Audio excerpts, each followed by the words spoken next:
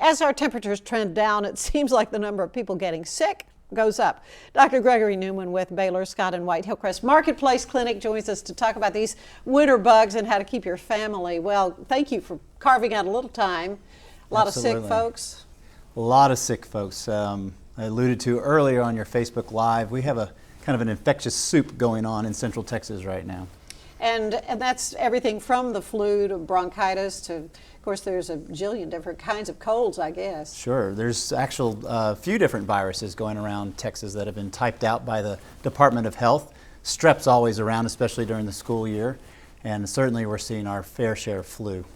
Well, I've been hearing about a particular virus that folks are getting, and it's just a high fever. I mean, they just get and really, to me, a scary high fever is like 104. Even 105 for an adult. I mean, that's kind of convulsion.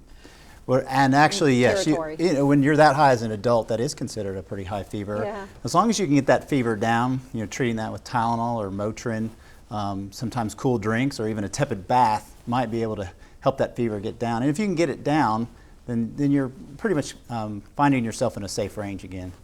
All right, and we've got a lot of allergies going around. Mountain cedar is horrible, and a lot of folks are suffering with that. It's always kind of the question, when do I go to the doctor? When do I call the doctor?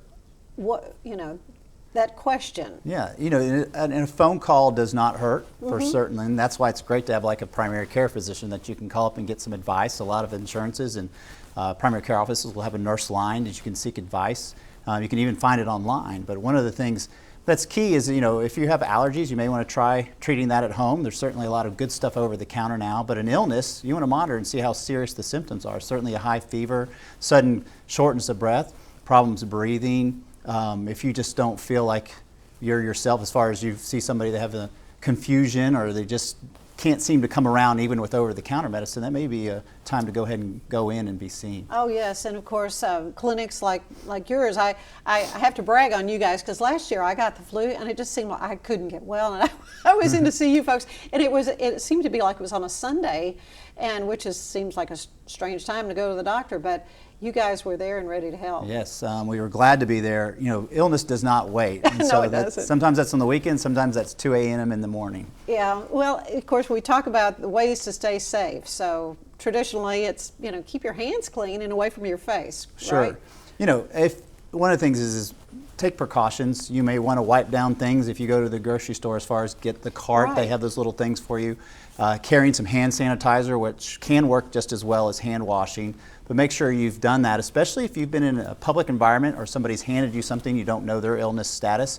Or certainly if you've got somebody at home who's sick, you want to clean things around and quarantine that person off if you can, and then make sure you're washed up as well. Mm-hmm. And those hand sanitizers really, you hear different things like, oh, it breaks down all the good bacteria you've got, or I don't know. You hear these kind of old wives things, but they really are safe to use. They've actually been studied head to head with washing your hands the traditional way with soap and water, and if you do both techniques correctly, they're about as efficacious as each other. Okay, very good. Is it too late to get the flu shot? Absolutely not too late to get the flu shot. It's been unusual this year. We've had flu B, which usually is a late season type of virus.